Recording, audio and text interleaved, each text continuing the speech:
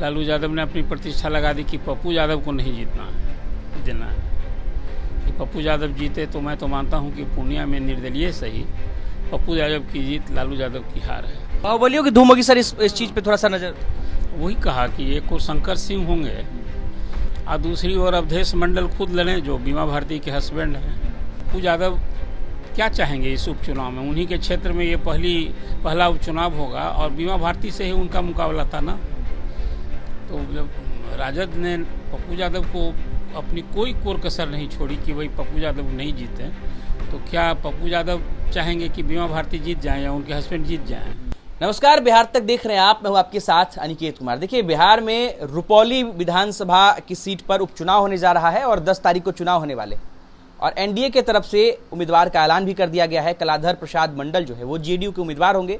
बीमा भारती ने उस सीट से इस्तीफा दिया था, वो जेडीयू की विधायक थी, उन्होंने इस्तीफा दिया था, इस वजह से उस सीट पर चुनाव हो रहे हैं। लेकिन बीमा भारती ने अब पाला बदल लिया है।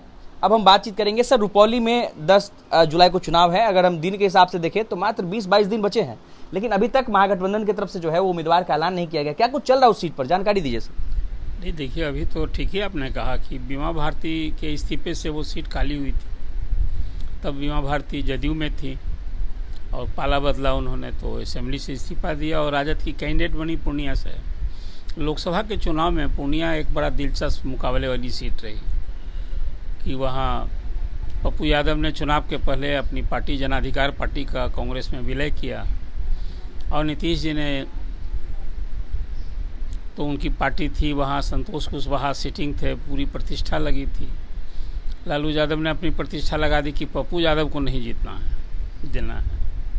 कि पप्पू यादव जीते तो मैं तो मानता हूं कि पूर्णिया में निर्दलीय सही पप्पू यादव की जीत, लालू यादव की हार है। अब उसी लोकसभा क्षेत्र में है रुपौली, वहाँ 10 जुलाई को चुनाव होना है। जदयू ने तो कैंडिडेट घोषित कर दिया।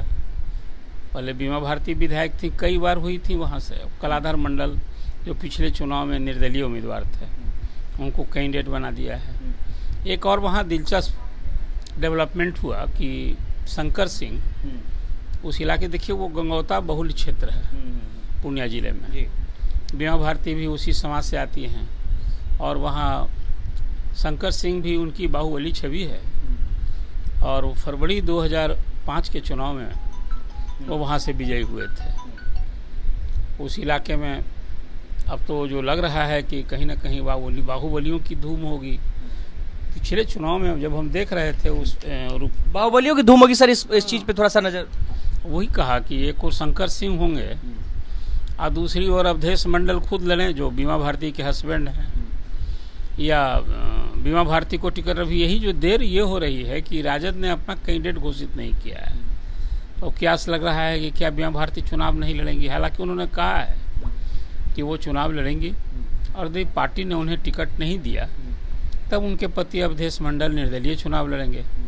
लेकिन देखिए, बीमा भारती का तो दावा बनता ही है ना। बीमा भारती उस इलाके से मैं बाहुबलियों वाली धूम जो है, इस लाइन को समझना चाहेंगे। बाहुबलियों की धूम, इस लाइन को समझना चाहेंगे। अब दो तो आपने बताया, आपकी 2 बाहुबली न हैं, शंकर सिंह और अवधेश मंडल। और पप्पू यादव की क्या छवि है? उनकी भी छवि बाहुबली, मतलब उनकी भी संलिप्तता होगी इस चुनाव में। नहीं, संलिप्तता तो अब देखिए, यही मैं कहने जा रहा था कि शंकर सिंह ने तो कहा कि हम लोग इंस्पायर्ड हैं पप्पू यादव से। पप्पू यादव को इतना विरोध के बावजूद निर्दलीय लड़े, जीते, तो हम भी निर्दलीय लड़ेंगे। अब निर्दलीय लड़ने की जो नौबत आ गई शंकर सिंह से, इसलिए वो तो लोजपा में रामविलास की पार्टी में थे। लेकिन अब वहाँ गठबंधन धर्म है, जदयू ने अपना कैंडिडेट भी घोषित कर दिया और उसी गठबंधन में है अभी चिराग, उन्हीं की पार्टी, उसी गठबंधन में, तो कैसे लड़ेंगे?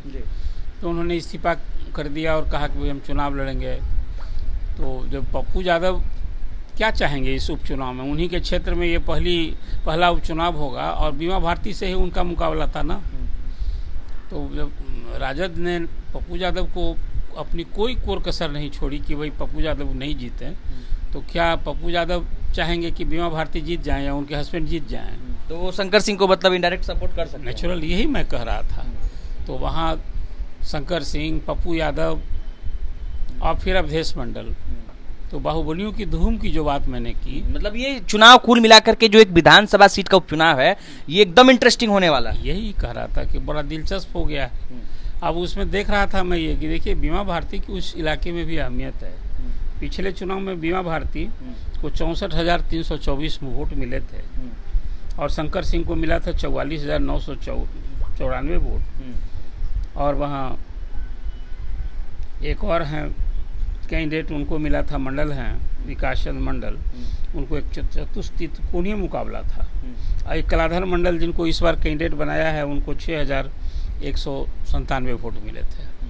तो वो लड़ने वाले रहे हैं। इसी तरह से 2015 के चुनाव में बीमा भारती और फिर वहाँ उनको मिला था 50,000 वोट। शंकर सिंह उस चुनाव में भी थे, निर्दलीय लड़े थे। तिकोनी लड़ाई थी, तीसरे स्थान पर थे।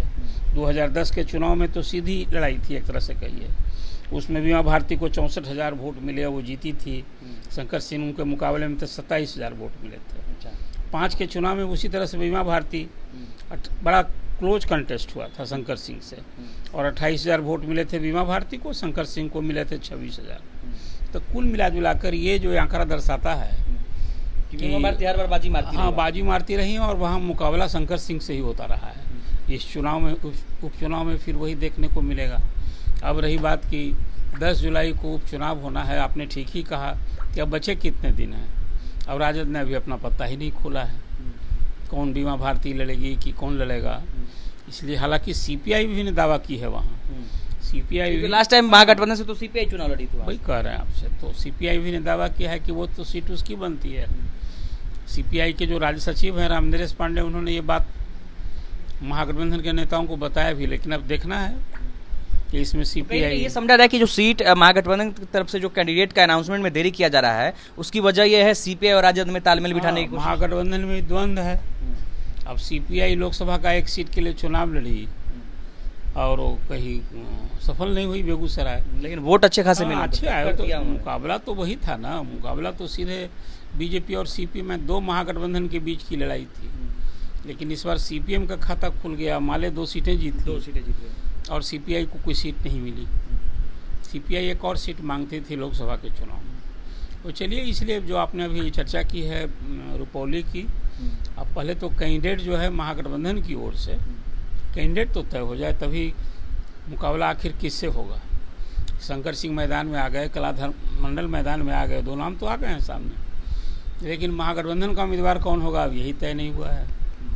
तो ये उम्मीदवार तय होने के बाद एक तस्वीर साफ होगी, लेकिन ये तय है कि वहाँ इस बार तिकोनी लड़ाई होगी और मुकाबला बड़ा दिलचस्प होगा। जो मैंने आपसे कहा कि बाहुबलियों की धूम होगी, वो धूम वहाँ देखने को। चलिए, तो देखिए इस वक्त हमारे साथ वरिष्ठ पत्रकार अरुण पांडे सर थे और रुपौली उपचुनाव पर इनकी काफी पैनी नजर है। और रुपौली उपचुनाव को लेकर के हम बातचीत कर रहे थे, जिसमें इन्होंने बताया है कि पहले तो महागठबंधन के अंदर जो है वो कैंडिडेट को लेकर के अभी मंथन जो है वो लगातार जारी है कि कैंडिडेट कौन होगा। अगर कैंडिडेट कोई और होता है और बीमा भारती के पति अवधेश मंडल भी चुनावी मैदान में निर्दलीय उतरते हैं, शंकर सिंह भी निर्दलीय उतरते हैं और पप्पू यादव भी अगर उनकी सम्मिलितता होती है इस चुनाव में, तो उस सीट पर बाहुबलियों की धूम होने वाली है। अनिकेत कुमार, बिहार तक, पटना।